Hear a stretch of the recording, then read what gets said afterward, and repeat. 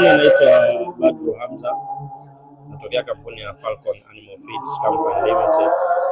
Kampuni inayojishughulisha na uzalishaji wa chakula cha wanyama ikiwamo kuku wa wanyama, kuku wa mayai na supplements kama za mbuzi na vinginevyo. Lakini Falcon pia inajishughulisha na uzalishaji wa vifaranga bora kabisa kwa sasa hivi vinaitwa Happy Chick, vifaranga ambavyo vimeenea Tanzania nzima. Kwa hivyo Falcon inajishughulisha na masuala ya uzalishaji wa chakula pamoja na uzalishaji wa vifaranga. Kama ilivyoaswa katika dini, kujitolea katika mambo ambayo yanampendeza Allah. Kwa hivyo kama kampuni tuliona uhitaji hapa na tukaamua na sisi kuchangia kile kidogo ambacho tulichokuwa nacho. Gharama siwezi kuwa nazo estimate, lakini ni gharama ya kawaida tu imetumika kile kidogo ambacho tulikuwa tukipata, tunajaribu kuchangia. Na haikuwa kwa muda mfupi, pia ilikuwa ni kwa muda mrefu, takriban mwaka mmoja na nusu au miwili. Kwa kila kidogo mpaka Allah anajalia msikiti unaweza kukamilika leo. Kwa tunamshukuru Allah pamoja, kila aliyehusika katika hili tunamwomba Allah tulipe kheri kwa sote. Asante.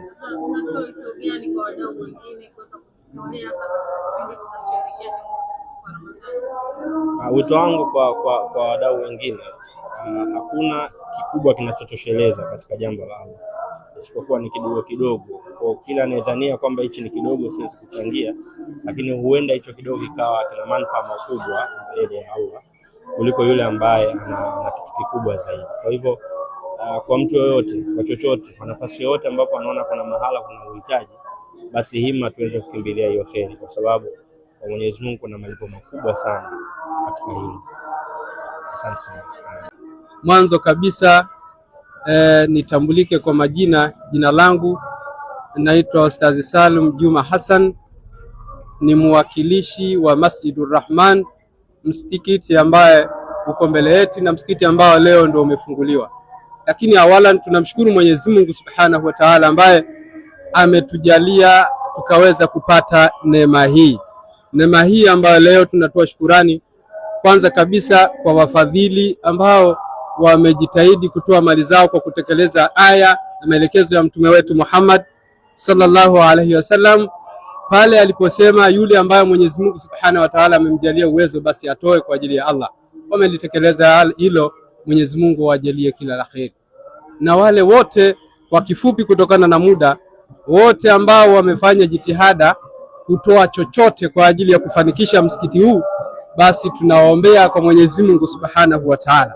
Lakini mwisho kabisa, mimi kama kwa niaba ya waumini pamoja na imamu, sisi tunawashukuru waumini wote pamoja na wote wanahusika na wasimamizi wa vipaza sauti hivi na kila mmoja aliyoshiriki na aliyotoa mchango wake kwa ajili ya Allah. Sisi tunawaombea kwa Mwenyezi Mungu awajalie kila la kheri, lakini tunatoa wito kama mwakilishi wa msikiti huu, tunatoa usia kwa Watanzania wote na waumini wote wa dini ya Kiislamu. Pale inapokuwa imejengwa misikiti kama hii, misikiti maanake ni kutendewa kazi. Kwa niaba ya Masjidur Rahman niwaombe basi waumini ambao leo wamekuwa hapa, wamefungua msikiti kwa wingi, basi wawe wanafanya ibada kwa wingi, upande wa kikeni na upande wa kiumeni. Msikiti umefunguliwa, maanake watu wafanye ibada. Kwa wito wangu kwa niaba ya msikiti, tunawaomba kama walivyokusanyika katika siku ya leo hivi, basi wakusanyike katika kufanya ibada, na Mwenyezi Mungu Subhanahu wa Ta'ala awajalie kila la kheri. Baada ya kuyasema maneno haya, ashkurukum biistimarikum, nawashukuru sana kwa kusikiliza, pamoja na wote ambao Mwenyezi Mungu awajalie kila la kheri.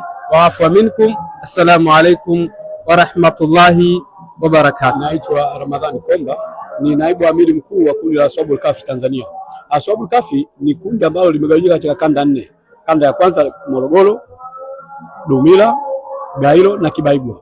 Kundi hili kazi yake ni ujenzi wa misikiti hususa vijijini. Mpaka sasa tumekwisha jenga misikiti 132 nchi nzima. Hakuna mkoa ambao hatujafika. Kwa mara ya mwisho tulikuwa Mtwara tulikuwa Mtwara kujenga msikiti ambao upo katika hospitali ya rufaa. Sisi ndio tumeujenga ule msikiti, lakini hivi karibuni tunategemea kwenda Makongorosi Mbeya. Kundi hili halina madhehebu, sisi ni Waislamu, tunajenga misikiti bila kujali madhehebu yao, na tukishajenga tunawaachia wenyeji wao watajua namna gani watauendesha ule msikiti kwa itikadi yoyote ile, mradi sisi tunataka Allah aabudiwe.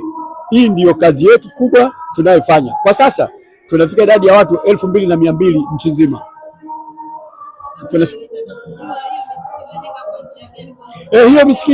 Hiyo misikiti tunajenga kwa mkono, na slogan yetu ndio hiyo, mkono kwa mkono mpaka peponi. Maana yake kwamba nilicho nacho mimi, kila 1000 yangu basi nitatoa 600 nile, lakini 400 nimpe Allah. Kwa hiyo tukichangishana tukiwa wengi tunaijenga kwa nguvu zote. Lakini yule mdau ambaye anasema kwamba anataka kuja kutunga mkono na kuunga mkono sehemu ambazo tunajenga, tunamkaribisha. Kama hapa tulipo sisi ndio tulianza msingi wa hapa, lakini wakaja wadau nao wakasema wao wanachukua sasa msikiti kuujenga. Kwa hiyo tunajenga kwa namna ya kuchangishana sisi kwa sisi. Sisi ndio tunachangishana wenyewe kwa wenyewe ili mradi tufikie lengo la kujenga misikiti vijijini. Vijijini kuna dhima kubwa sana ya misikiti. Kuna wahitaji wakubwa sana ya misikiti. Kwa hiyo ni jukumu letu sisi kwa kila mdau atoe alichonacho ili tukifanikisha kujenga msikiti. Hii ndio kazi yetu tunayofanya Ashabul Kahfi. Wito wangu kwa wadau, kila mmoja atambue nafasi yake kwamba ni jukumu letu sisi sasa kuusukuma Uislamu usonge mbele. Huko vijijini wana shida kubwa sana. Inabidi sisi tuungane. Hebu njoo Ashabul Kahfi, tuungane kwa pamoja. Kutufikia sisi nambari zetu 0685 229 550. 0685 229 550. Wewe kama unajua sehemu yote ina dhiki ya misikiti huko vijijini, basi tupe taarifa, sisi tutakwenda pamoja na wewe tuone eneo hilo, kisha tuone namna gani tunaweza kuwafikia hao Waislamu na kuwajengea msikiti kwa kadiri Allah atakavyowafikisha. Assalamu alaikum wa rahmatullahi wa barakatuh. Majina naitwa Bwana Hamad Juma Khamis. Mimi ndiye ambaye nilitoa wakfu eneo hili kwa ajili ya ujenzi wa msikiti. Kilichonifikisha hadi kutoa eneo hili kwa ajili ya waumini wa maeneo haya ili kujenga msikiti ni kwamba niliona kwamba waumini wa maeneo haya hawana msikiti wa karibu, wanapata shida sana kwenda maeneo ya mbali kufuata swala. Sasa kwa kuliona hilo mimi ikabidi nikae na familia yangu tukalijadili, kwa kuwa sisi tuna eneo na ni eneo ambalo nilipata mikononi mwao wenyewe. Nikaona iko kila sababu basi ya kuwapatia na wao eneo dogo kwa ajili ya kujenga msikiti ili waweze kuswali wakiwa maeneo ya karibu badala ya kufata swala wakiwa mbali sana.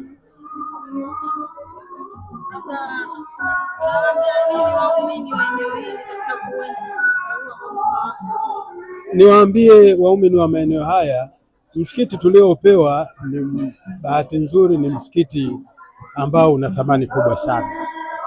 Kwa hiyo ni wajibu wetu kwa sasa kuutunza msikiti huu hadi wale ambao wametupa huu msikiti wenyewe wakipita waone kwamba kweli juhudi zao tunazithamini. Lakini pia na waasa wenyeji wa maeneo haya, zamani walikuwa wanalia kwamba hawana maeneo ya kusalia, hawana msikiti. Sasa msikiti umepatikana. Kwa hiyo kupatikana kwa msikiti huu kulipa fadhila za wale ambao walitujengea msikiti huu, ni sisi kufanya bidii tukawaonyesha kwamba tunaswali kweli kwenye msikiti badala ya kuacha popo na ndege wengine wakaanza kutawala. Hii itakuwa hatukuwatendea haki hata kidogo. Nawashukuru sana, asanteni. Nipo hapa muda mrefu tangu 83 hapa. Kilio chetu kikubwa kilikuwa msikiti hapa. Madarasa tulikuwa nayo tangu 2009. Yako hapo mbele, sio mbali. Lakini tatizo likawa kubwa, msikiti hakuna. Msikiti kala au juhudi. Lakini 2018 na kama sikosei, Afande Hamisi akatupa kiwanja hiki hapa, akatoa wafu, tukakipokea katika eneo hili lote, tukakipokea kiwanja hiki, tukaandikisha mpaka serikalini, tukakabidhiwa kiwanja chetu. Lakini tatizo likaja kwamba wafadhili ikawa tunahangaika, hawajapatikana. Lakini bahati nzuri mwaka jana 2025 tumehangaika sana, kwa sababu siwezi kuelezea yote. Bahati nzuri ametokea mfadhili huyu Mwarabu, wametujengea msikiti huu hapa, mimi nikiwepo, mpaka tukaanza kuswali kabla hujaisha. Haijawekwa dirisha wala hajawekwa lolote. Mimi ikawa msimamizi katika wanaoswali hapa, msimamizi wao mimi, mpaka inafikia msikiti unaisha, mimi ndio msaidizi, msimamizi, sio msaidizi, msimamizi. Kwa hiyo tunashukuru kuona tumepata mafanikio ya kupata msikiti, kwa sababu si wengine sasa tumezeeka. Umbali wa kutoka pale dakika 20 kwenda kule barabarani ni mbali, uwezo unakuwa mdogo, na swala 5 inabidi uswali kutwa mara 5. Lakini leo nashukuru Mwenyezi Mungu amejalia msikiti kwa hapa. Kuna dakika kama mimi kuna dakika 5 tu ushafika nyumbani kwangu. Kwa hiyo mimi nimefurahi sana, na kama walivyosema waumini kwamba mimi niwe naendelea kusimamia. Maana kusimamia maana yake mpaka uchaguzi, na uchaguzi utakuwepo mwaka huu kwa BAKWATA. Itajazwa fomu, wale wanaohitaji kugombea nafasi ya uimamu basi tutaruhusu wagombee ili uongozi. Lakini kwa sasa hivi nipo mimi nasimamia ibada ya hapa. Waumini wa eneo hili nawaambia kwamba tujitokeze, kwa sababu ibada ni kitu cha lazima, na ibada hakujengewa mkania kama nilivyokuwa mimi mkania. Aliyekuwa Muislamu, mwanamke au mwanamume, una lazima aswali. Swala ni jambo la lazima, halina hiari.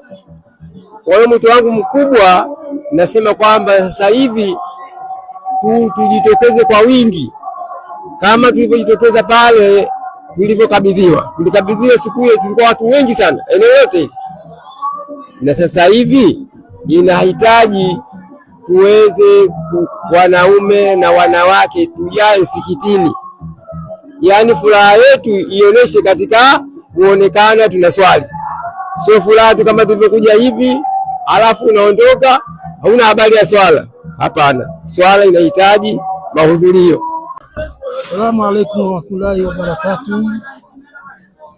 Mimi naitwa Alhaji Yusufu Saidi Mfinanga, mwenyeji wa Kilimanjaro, wilaya ya Mwanga, kata ya Mwaniko. Mimi niko Kibaha muda mrefu, na mfanya biashara. Nilianza magari, nikaja biashara za hoteli, nikaja biashara za mafuta, na sasa hivi naendelea na biashara ya hoteli zaidi. Nimeanza siku nyingi kwa kweli, biashara hizi zinakwenda vizuri na Mwenyezi Mungu anasaidia, kwa sababu naona sijatetereka, naenda vizuri kabisa. Kwa hapa leo tuko kwenye msikiti mpya ambao umefunguliwa leo na mgeni rasmi ambaye alikuwa ni Sheikh Abasi Hamisi Mtupa. Yeye ndiye alikuwa mgeni rasmi hapa, na alitusihi sana na kutushauri sana na kututolea mawazo mazuri kwamba pamoja na shughuli zetu za biashara tuwe tunashirikiana vile na shughuli za maendeleo ya dini, na akawaasa sana na viongozi wa huu msikiti uliofunguliwa, bwana mumtumie sana huyu mzee. Ni mzee ambaye anapenda mambo ya dini na ambaye anapenda kutoa huduma nyingi za mambo ya Kiislamu. Kwa kweli hajakosea, maana tumekaa naye muda mrefu. Sheikh Mtupa ni shehe wa msikiti wetu pale Mwanalugali Kibaha. Sheikh Mtupa toka amekuja Kibaha tumeshirikiana naye bega kwa bega na tunafanya naye mambo mengi ya dini na anatushirikisha mambo mengi sana. Na yeye ni mzuri sana, maana anaongea vizuri na watu na anapenda kuwashauri watu vizuri na anatushauri sana tupende ibada. Na kwa kweli kupitia kwake watu wengi sana wamemuunga mkono na wanafanya ibada sana kule Mwanalugali. Na huu msikiti tuliofungua leo mimi utanisaidia sana, maana uko karibu na shule zangu za Kibaha Independent. Shule za Kibaha Independent ni shule zangu na zinafanya vizuri kwa kweli. Moja iko hapa Msangani, ingine iko Mwanalugali na ingine iko kule karibu na Tenesco kule maili moja. Shule zote zinafanya vizuri, lakini alhamdulillah katika shule yangu ya Msangani safari hii kwa kweli ilifanya vizuri mno na ilikuwa ya kwanza kitaifa kama mlivyosikia kwenye vyombo vya habari. Ilikuwa ya kwanza kitaifa. Hakuna tulichofanya cha zaidi kwamba kwa nini kawa ni ya kwanza, ni ile tu kufanya bidii ya kuelimisha watoto na kuwasihi walimu wafundishe watoto vizuri, na kweli walimu wanafundisha vizuri sana sana sana na sisi tunawajali. Kwa kweli kuonyesha kuwajali kwetu ndio maana nao wanafundisha kwa bidii. Wanafundisha muda wa kazi, ukiisha wana vipindi bado za ziada utakuta mpaka usiku saa 1 saa 2 wako na wale watoto. Sasa watoto wanafundishwa vizuri na wanahakikisha kwamba watoto hao watafaulu. Kwa nini wasifaulu? Na wananishauri kwamba tunaendelea na tuko vizuri, na mimi wakishanishauri nawaambia kazaneni, na mimi nitawaangalieni vizuri, sitawajali, nitafanya vizuri. Wazazi wa eneo hili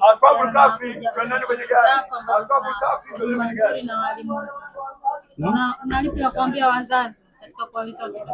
Kwa kweli wazazi nawashukuru sana na tunashirikiana na wazazi sana. Naomba sana watuletee watoto kwa sababu tunaweza. Sisi tuna uwezo mno wa kielimu na walimu tunaowachukua kwa kweli tunajaribu kuchukua walimu ambao wana ile nia ya kufundisha mtoto. Walimu tunao wazuri na wazazi mtuletee watoto tutawafundisha kikweli kweli. Mnapoona kwamba wanatetereka mtuambie tu mahali tukatetereka na mnatueleza vile vile kwamba jamani mtoto wangu yuko hivi na hivi na hivi, tunaangalia wapi tulipokosea.